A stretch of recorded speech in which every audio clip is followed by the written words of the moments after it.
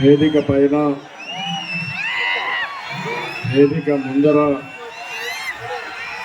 ఎంత పెద్ద ఎత్తున నేను చాలా సార్లు అనంతపురంకి వచ్చాను, కానీ ఉరవకొండ కూడా వచ్చాను, కానీ ఆ జీవితంలో ఇంత ఉత్సాహం ఎప్పుడూ చూడలేదు. అంత ఉత్సాహంగా వచ్చాను.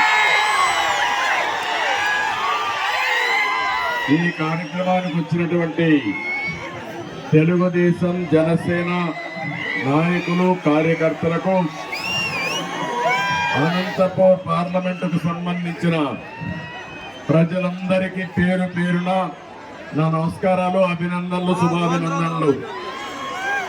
ఉరవకొండలో రా కదిలిరా పిలిపిస్తే ఒక చరిత్ర సృష్టించిన మిమ్మల్ని అందరినీ మనస్ఫూర్తిగా అభినందిస్తున్నా,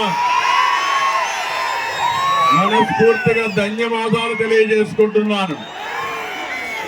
నేను ఈరోజు వచ్చింది ఈ కార్యక్రమంలో మిమ్మల్ని చైతన్యవంతులు చేయడానికి వచ్చాను.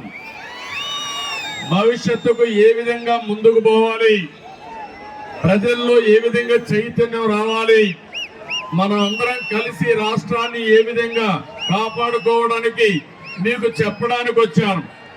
మీ ఉత్సాహం చూస్తే మేమంతా నీ వెనుక ఉన్నాం, నడవండి ముందుగానే, మీరు నన్ను ముందు నడిపిస్తున్నారు. ఇది చూస్తే నా జన్మ సుకృతంగా నేను భావిస్తున్నా. ఈ ఉరవకొండలో స్పష్టమైన మార్పు కనపడుస్తా ఉంది.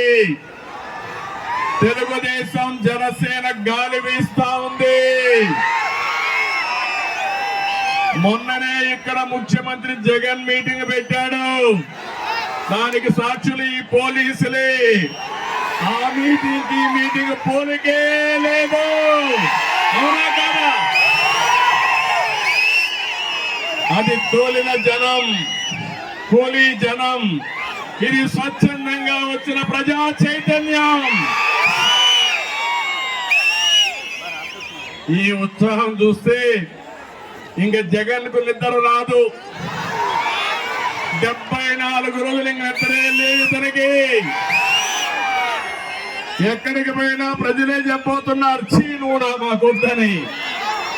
ఆ పరిస్థితికి వచ్చాడు. అందుకే 2014 కాదు, 2024 14 కంబైన్ జిల్లాలో గెలిచి చరిత్ర సృష్టించబోతున్నాం. ఒకసారి మొన్ననే జగన్మోహన్ రెడ్డి ఓటమిని ఆమోదించాడు. ఆయన కూడా అర్థమైపోయింది, సర్వేలు వచ్చాయి, ఎంత గర్వంగా ఉన్నాడు. ఈ రోజు ఏ విధంగా మాట్లాడుతున్నా మీరు చూస్తే 2021లో ఎవరు నా ఎంట్రుక పీక వేరన్నాడు అన్నాడా లేదా? జ్ఞాపకం ఉందా మీకు? అంత గర్వంగా మనిషి హంభంగా ప్రవర్తించాడు. 2022లో ప్లీజ్ నన్ను నమ్మండి అని అడుక్కున్నాడు, అవునా కాదా? 2023లో నాకు ఎవరూ లేరు, మిమ్మల్ని నమ్ముకున్నా, ఆ మాట కూడా చెప్పాడో లేదా? 2024 వచ్చే కొద్దికి ఏమంటున్నాడు తమ్ముళ్ళు? హ్యాపీగా దిగిపోతాడంట. దిగిపోవడం కాదు, దించుతారు, అవునా కాదా?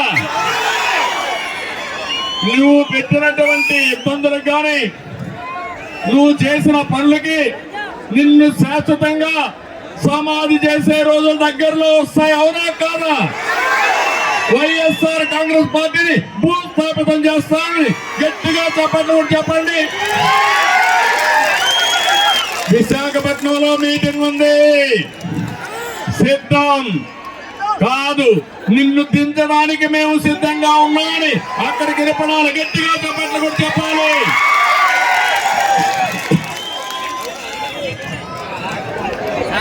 తమ్ముళ్ళు, ఆడబిడ్డలు, మీరు ఒక్కసారి ఆలోచించండి.